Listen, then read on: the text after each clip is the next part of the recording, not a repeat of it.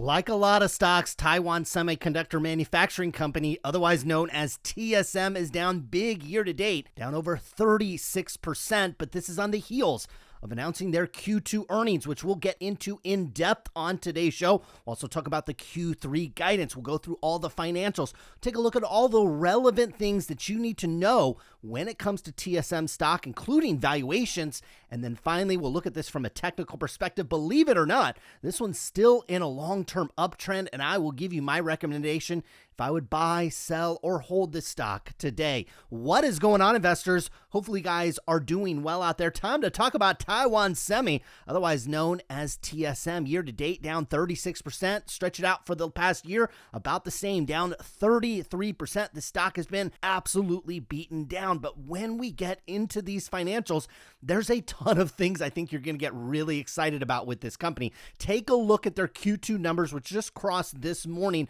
Revenue came in at $18.1 billion. We'll get over to the financials. We'll show you them to you. This being a Taiwanese company, some of the financials jumbled up a little bit. I'm going to make the most sense of it for you and show you the most relevant stuff when it comes to this company. But look, revenue came in at $18.16 billion. That was 36% year-over-year growth, and they beat expectations by over $580 million.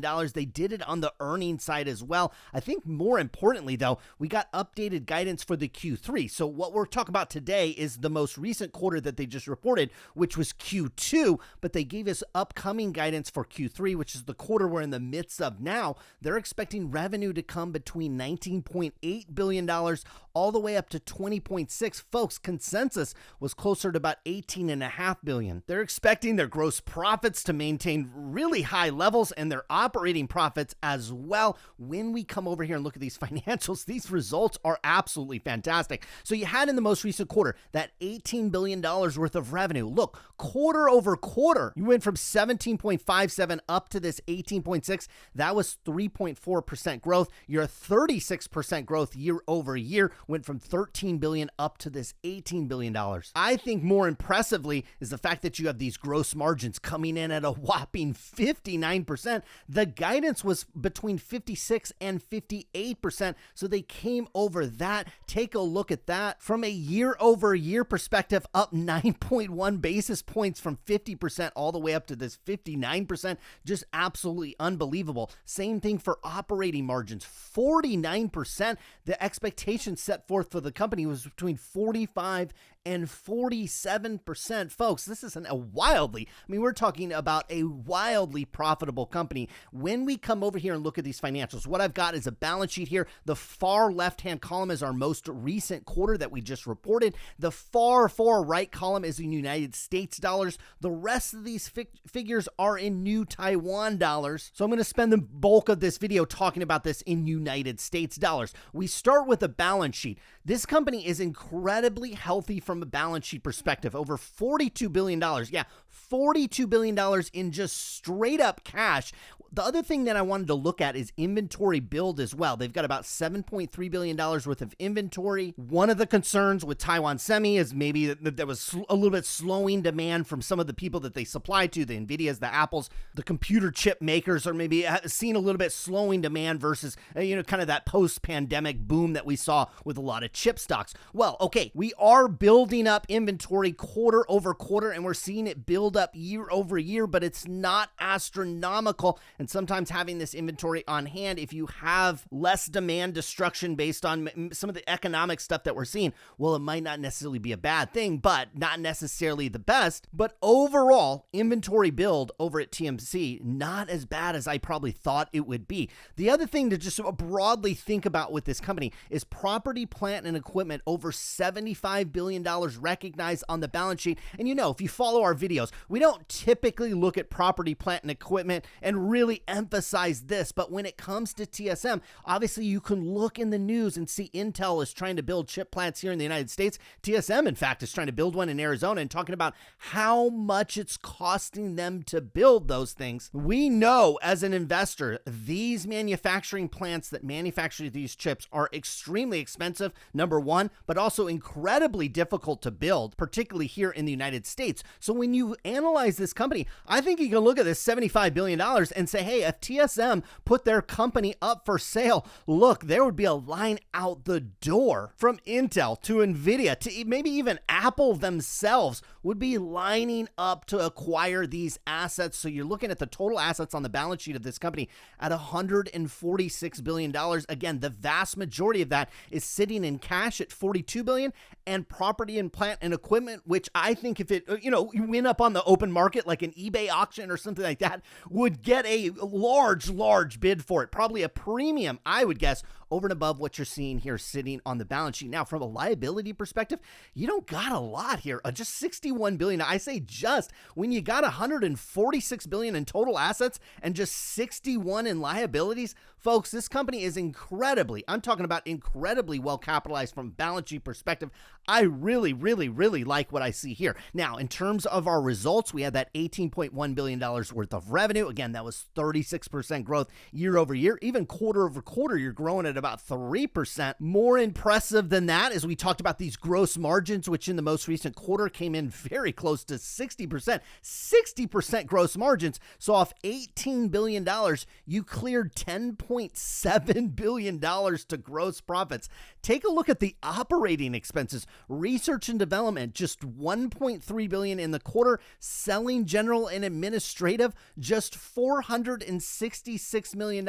So you take this $10.7 billion worth of gross profit and you minus off $1.8 billion worth of total operating expenses, and you get income from operations at $8.9 billion. Folks, whoever is running Taiwan Semi, they should hire them and run Twitter and Square and Snowflake and Teladoc and PayPal and a number of different companies that we look at here on the channel. This company is incredibly well run. They literally spend just 10% of their net revenues operating the business, because of $18 billion worth of net revenue, they spend just $1.8 billion on expenses, and they clear nearly $9 billion, almost half of that money flowing down. Folks, this is just fantastic, okay? Flow all the way down into a net income number, and you're seeing very similar things. After you pay everything, I mean, you're clearing huge amounts of money when it comes to this company. They come down here and give you kind of a 6-month view into the company as well.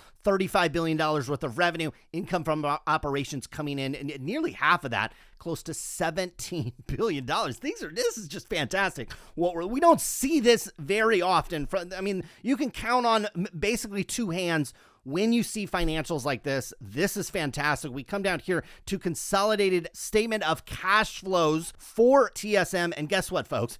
It actually probably gets even better when you look at it from a cash flow perspective. So for 6 months, you pull down a net income number of $17.1 billion.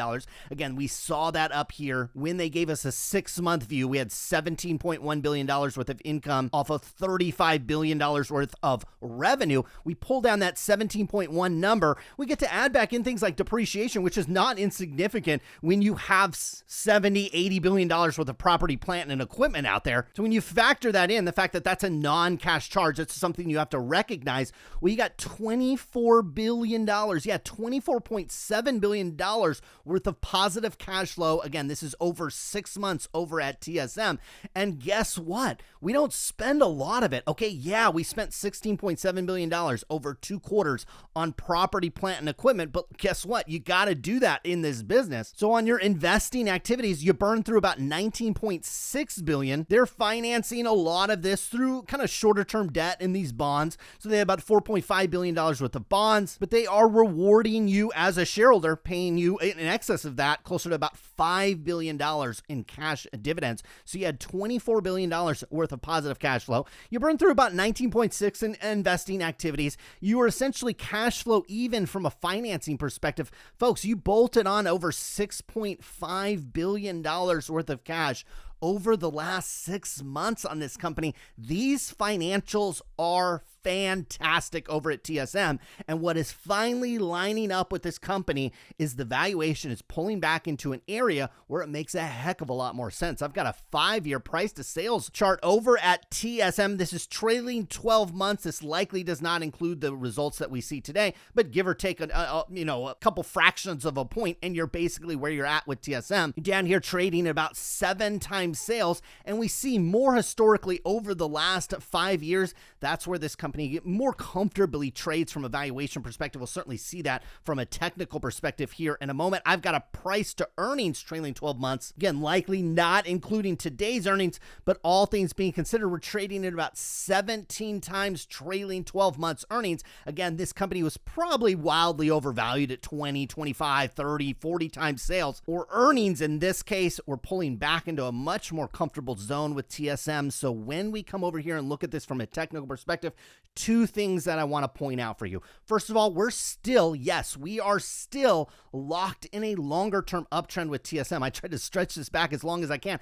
I think you could have over a 10-year uptrend. This stock has actually it's probably been even longer than that. You're probably looking at a 13, 14-year trend. It's hard to get onto the screen here, but you're still in a major uptrend. Now, some of you that bought kind of in the height of the pandemic and the hype of a lot of stocks and kind of the rush of liquidity into all kinds of markets, you might have bought up here north of $100 per share. Well, look, it happens. Sometimes you overpay for a stock, and you see here, there's been many times this stock traded over its longer term uptrend, which I'm represented here in this green line. You can draw this in any number of different ways, but more or less we're in this kind of 10-year uptrend. We're still above it. So if you buy the stock today at about $81, you're probably overpaying still a little bit based on its longer term uptrend. But as we move back through the decades, basically, you see here that TSM doesn't touch this green line very often. So waiting for it to touch that line, first of all, that would be incredible discipline if you wanted to do that. But in my opinion, probably a little bit foolish. We're going to zoom in here on the more recent price action. Again, we talked about how it's sideways. I remember doing videos on this stock,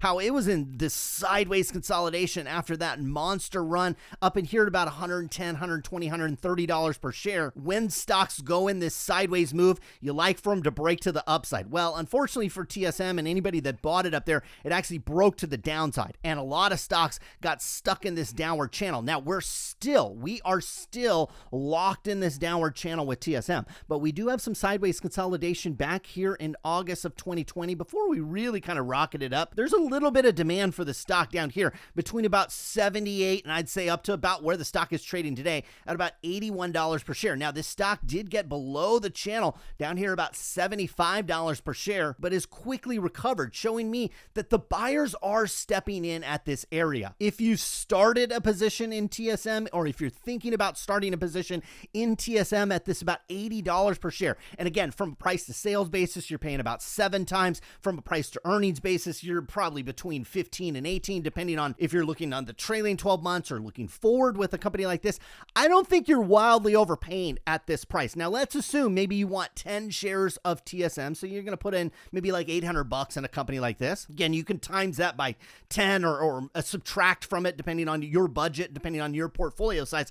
Well, at this level, I wouldn't mind, 2, 3, 4 shares, 10, 20, 30% kind of allocation in this one, just in case this level decides to hold, because as we remember, as time goes on, our upper trend line, this green trend line that goes back essentially over a decade, this is going to continue to go up. So, fast forward towards the end of the year, and this trend line will be at about where the stock price is today. So if you want to jump in right now, it's not something I would be overly concerned about. This company does pay a dividend. It's wildly profitable. It's in a sector with some competition, but boy, it's going to take a long time for the competition to catch up, especially when we're talking about building those fabs out here in the United States, which not only take a lot of time, a lot of manpower, but in many cases takes government assistance. And anytime you're relying on the government here in the United States, that's a bad thing, whether you're an individual or a company. So I think TSM is going to have a strong advantage when we're talking about chip demand a year from now, 2 years from now.